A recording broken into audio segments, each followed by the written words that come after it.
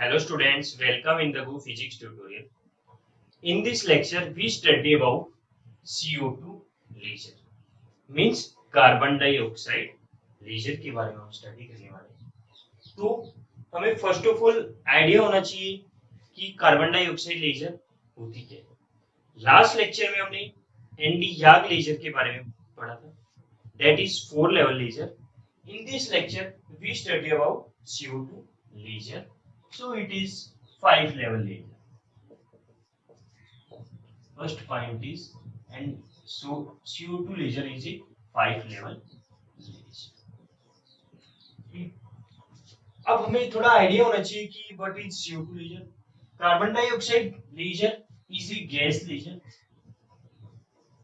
molecular gas laser. तो we know that in gas laser कौन सी pumping हम use करते हैं, दैट इज इलेक्ट्रिकल पंपिंग.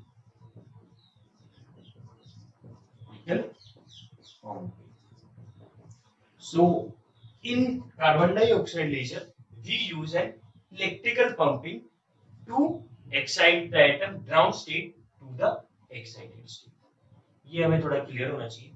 अब हमने क्या कहा कि CO2 laser is a molecular gas laser.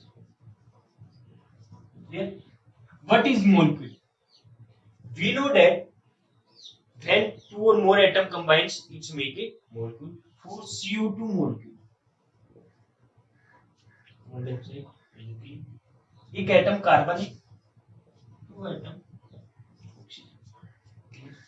तो हमें पता है कि जो एटम इन मोलिक्यूल्स वो क्या करते हैं, वाइब्रेट करते हैं, और जो वाइब्रेशन होता है वो इलेक्ट्रॉनिक्स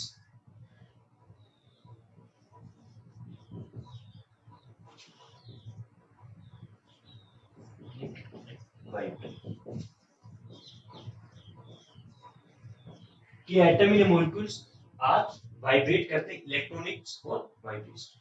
ठीक है, तो 3 टाइप्स के मोड पॉसिबल है किसी भी मॉलिक्यूल्स के लिए. या तो वो फर्स्ट ऑफ ऑल इसको हम इरेज कर देते हैं, या तो वो मॉलिक्यूल है अंडरगोज करेगा symmetric stretching mode,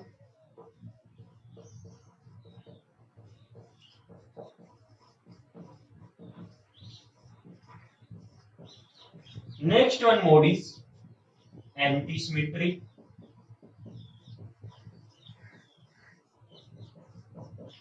stretching mode. तो फर्स्ट ऑफ हमें पता होना चाहिए कि सिमेट्रिक स्ट्रेचिंग मोड हमारे पास होता है.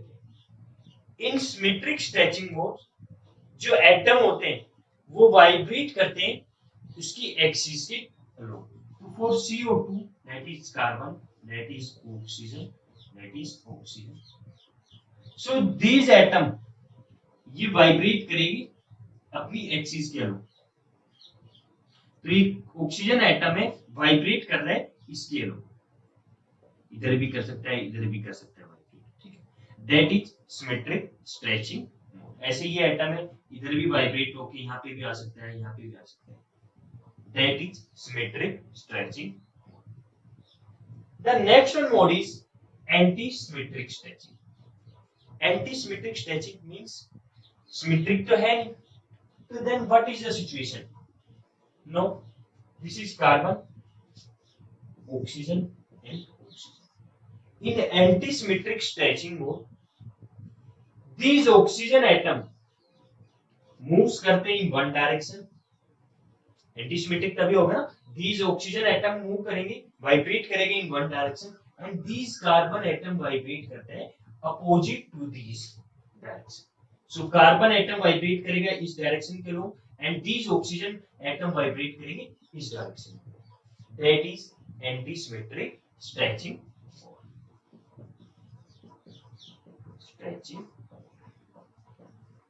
The next one mode is bending mode.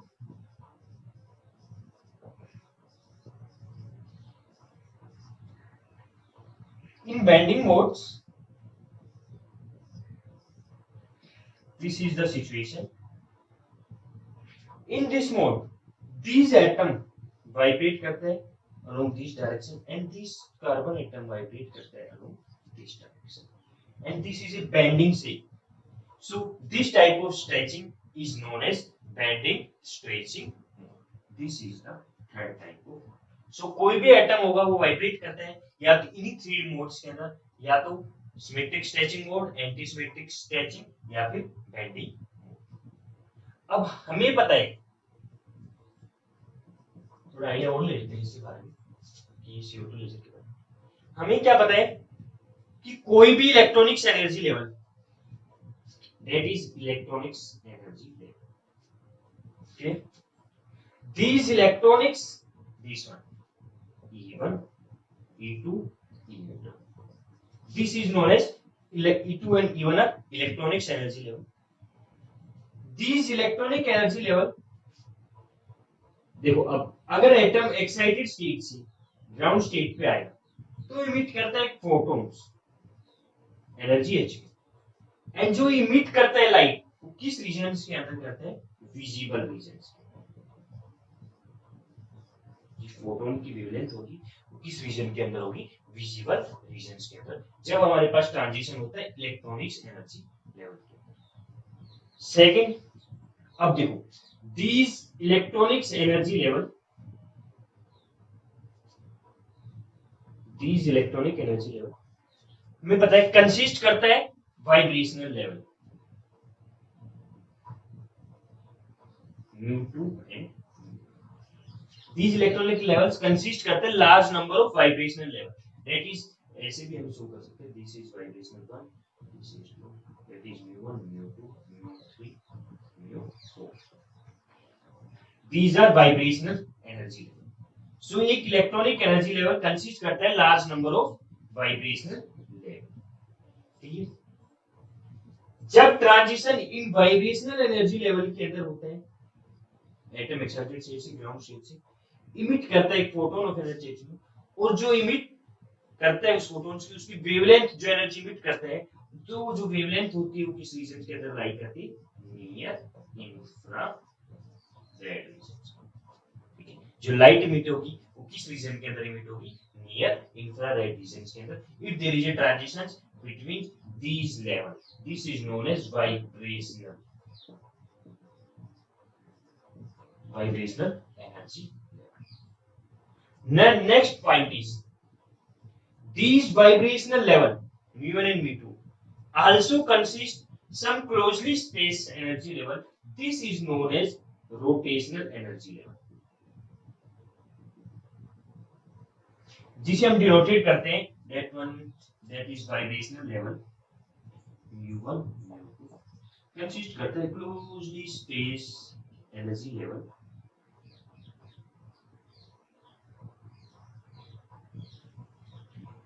these level name as rotational energy level। इसके अंदर जो लेवल है that is rotational, these are rotational energy level, this is denoted by G1, G2, G3, ठीक है, that is rotational energy level। अब अगर transition take place होता है इन रोटेशनल एनर्जी लेवल, कोई भी दो लेवल के बीच में अगर हमारे पास ट्रांजिशन टेक प्लेस होता है तो जो इमिट करता है वेवलेंथ वो लाई करती है फार इंफ्रारेड रीजन्स के अंदर।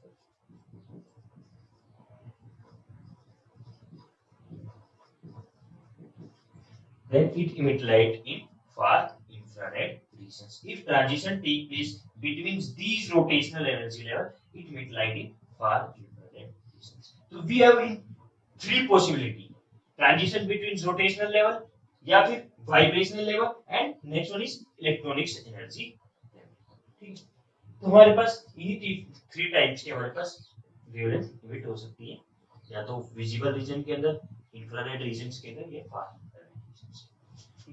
तो अब हम इस CO2 लेजर्स के बारे में स्टडी करना है, दैट इज बेसिक्स, जिसके अंदर हमारे पास ट्रांजिशन टेक प्लेस होते हैं।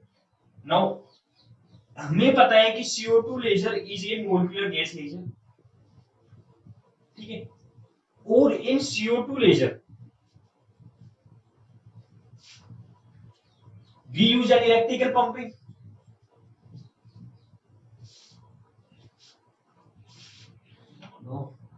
तो molecular gas laser we use electrical pumping. तो कंस्ट्रक्शन क्या होगी इसकी?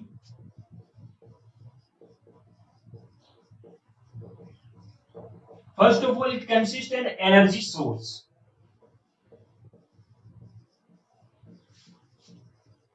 एनर्जी सोर्स क्या होगा? जो एक्साइट करेगा, जो एनर्जी प्रोवाइड करेगा एटम्स को ग्राउंड स्टेट से एक्साइटेड स्टेट में आने के लिए। This energy source is known as electrical pumping, कि हम या तो इलेक्ट्रॉन गन्स का यूज करते हैं कि एटम को एक्साइटेड करना इन कार्बन डाइऑक्साइड। ठीक है। The next one is active medium. In CO2 laser what is active medium? तो in CO2 laser carbon dioxide gas is combined with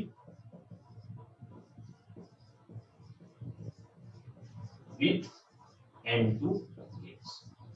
nitrogen gas के साथ कंबाइन कर देते हैं, then it is the active medium for CO2, जिसकी help से हमारे पास ट्रांजिशन टेक प्लेस हो। ठीक है।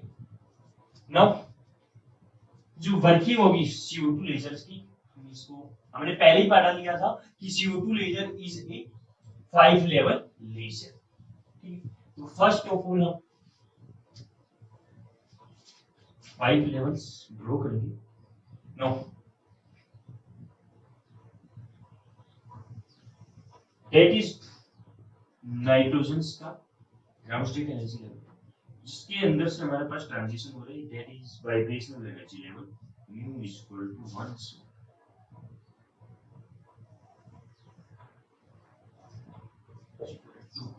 ठीक है। Okay. Now for carbon dioxide gas this is ground state energy level. This electronics level consists large number of vibrational level, and vibrational level consists large number of rotational level. This is ground state. Now next one is first. This consists large number of rotational energy. Clear?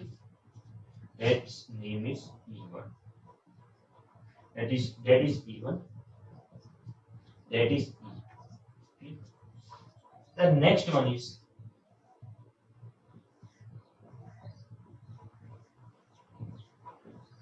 E1, E2, and the next one is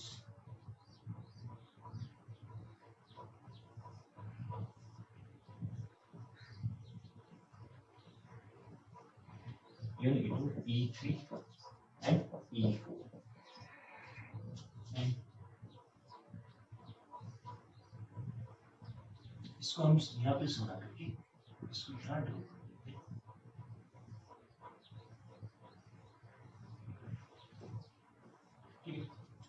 That is E5.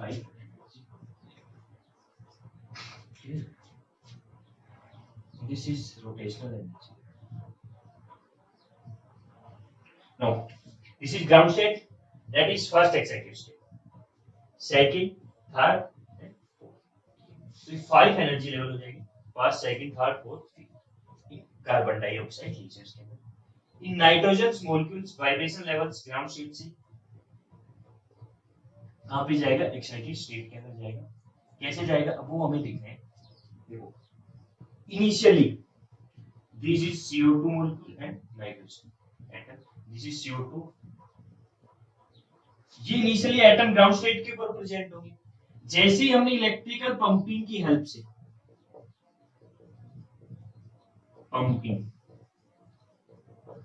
किसी भी electrical pumping process की help से, that is electron guns की help से energy provide करी इन atoms को, that is present in ground state. So these atoms absorb this energy and goes to excited state. As if these CO2 molecules goes to excited state. इस energy level को हम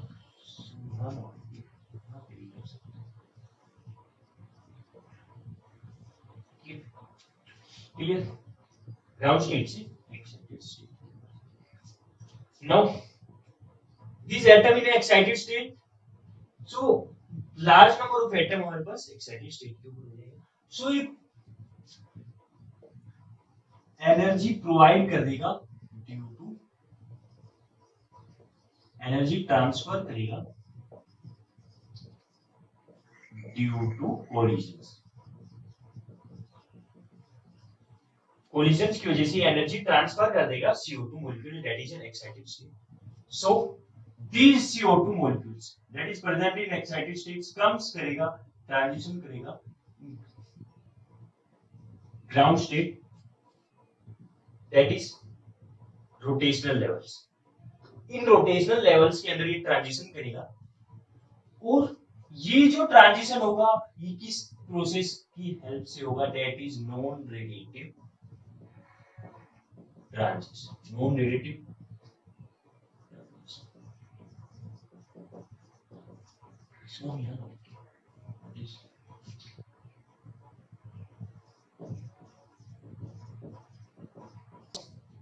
non radiative transition take place होगा। तो non radiative DK process क्या होती है? वो process जिसके अंदर एटम एक्साइटेड स्टेट से ग्राउंड स्टेट में आए लेकिन बिना किसी इमिशन ऑफ फोटोन से, that is non radiative decay. Now when these atoms came in this state, now due to electron collisions, इसकी जो स्टेट की ये स्टेट है nearly equal to this state, clear?